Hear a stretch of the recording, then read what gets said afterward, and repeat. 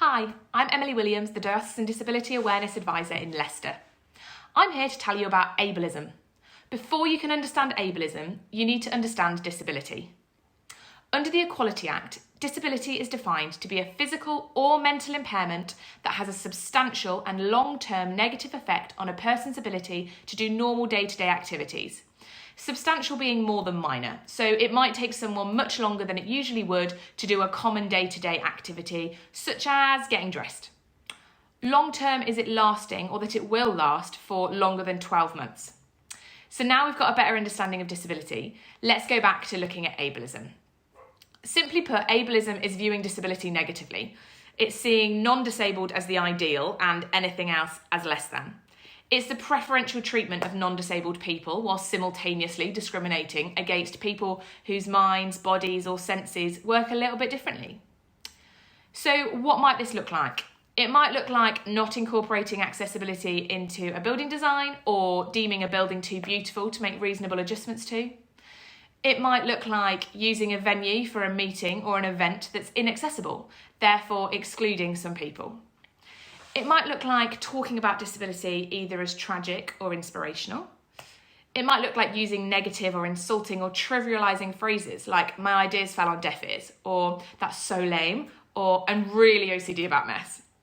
It might look like having TV and film villains that are disabled or disfigured. This causes our brains to make the link that disability is not only negative, but something to fear. So what can we do to recognise and tackle ableism? Firstly, educate yourself on ableism and on the models of disability. This will help you to recognise it and call it out.